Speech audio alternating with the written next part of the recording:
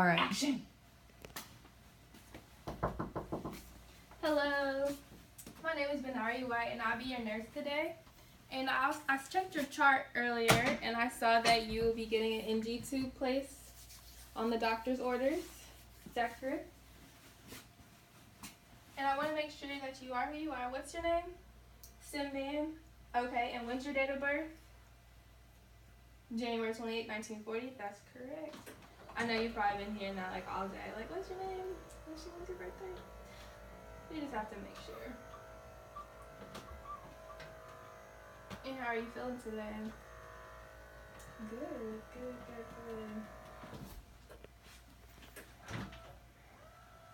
Okay. So NG tube is going to be placed because you're having difficulties taking your medicines and also keeping food down. So this is going to be helpful in your diet and making sure that you're, well nutritionized, if that's a word. So this is going to be your basin because oftentimes when placing the NG tube, some patients will experience a little discomfort and they might feel like they need to throw up. So you can just, throw up inside your basin. And then this is also going to be your cup where is water inside of here. So once I reach the back of your throat, once I place the tube in, you can swallow and this will help it go down smoother. Okay? Okay.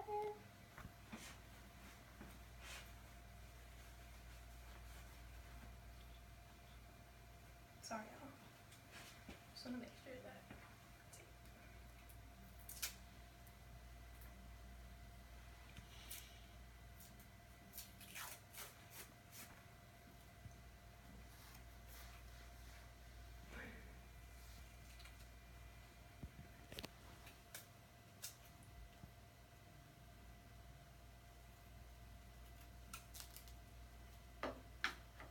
Okay. So, got my tape ready.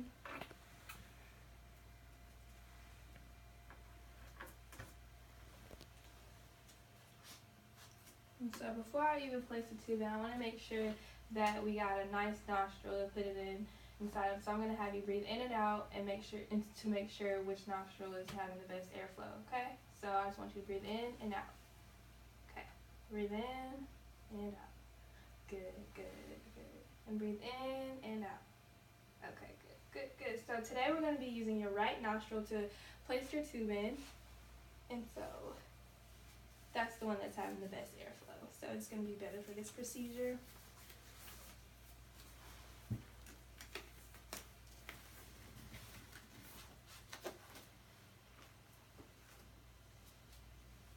So here's the tube, and I'm going to measure to make sure that the tube will be properly installed inside of you, okay? So I'm going to go start from the xiphoid process to the tip of your nose, and from the tip of your nose, I'm going to measure to the tip of your earlobe. Okay. So I measured the tube at 45 centimeters, so I'm just going to jot that down in my notes, and I'm also going to mark it. So 45 and then 45 centimeters. Okay. So before placing, I'm going to lubricate.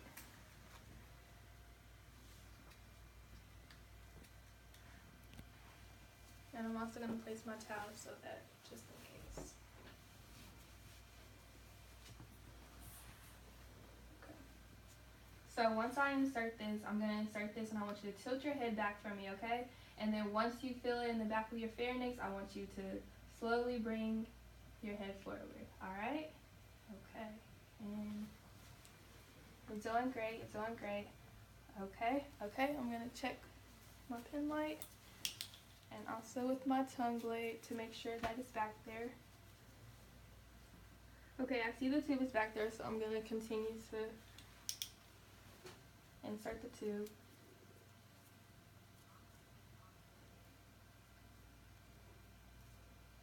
Okay, so the tube is properly down. And at this point, the patient didn't experience like any coughing or any cyanosis, so I'm going to continue with the process. But if he had experienced any discomfort or any coughing or cyanosis, I would stop the procedure, make sure that he's okay, and then if it's not okay and he's not speaking, I would immediately take the tube out.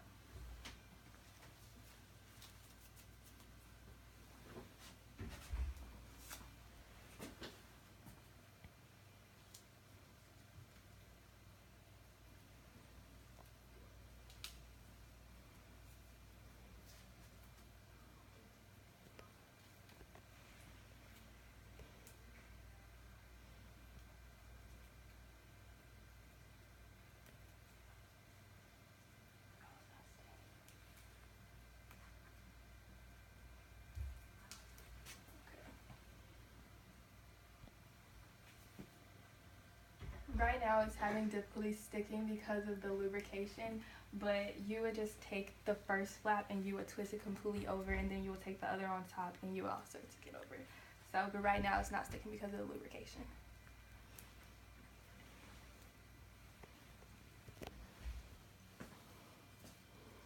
So now I would take the tube and I would place it onto his collar to secure it more. Now I'm going to have the patient turn his head to the left so I can have a little bit of lag. It's going to go right there.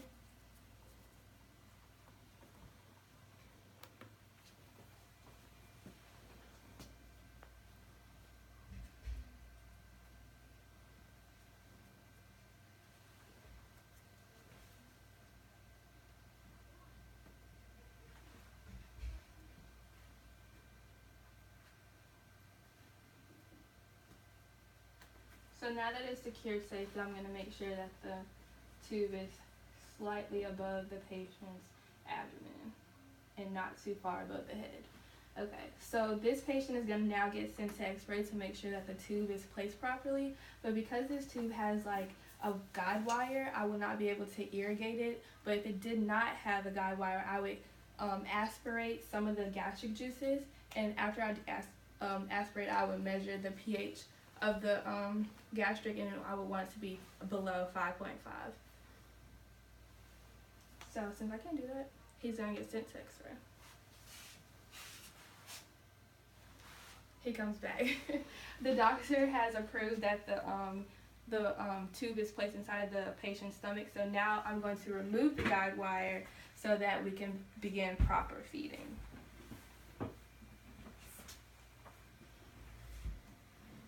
Okay, so now the patient is experiencing proper feeding, and now the doctor sees that he is better. He can go back to his regular diet, so now we're going to take the NG tube out.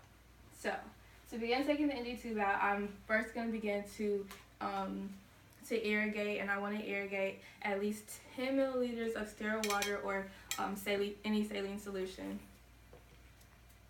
And this is to make sure that there is no gastric juices inside the NG tube that will give the patient any discomfort whenever it's coming out.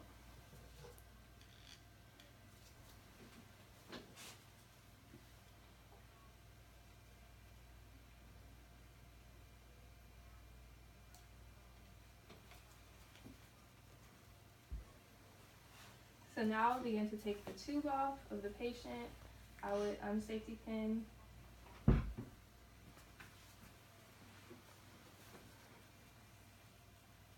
And then I would take the tape off. And then I would tell the patient that he needs to take a deep breath in because I don't want him to be breathing while I'm taking the tube out. So can you take a deep breath in for me? I'm going to take the tube out. On the count of 3, I want you to hold your breath, okay? 1, 2, 3. All right. Good, good, good. It's almost there.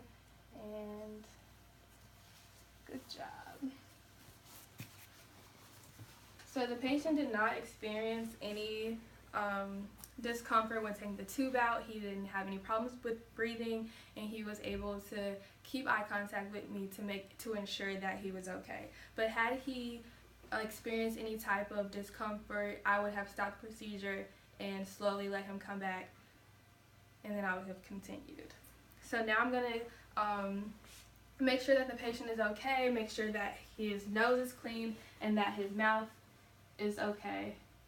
Because sometimes whenever the NG tube is placed for too long, they can experience some type of dry mouth. So I'm just going to place just regular chapstick.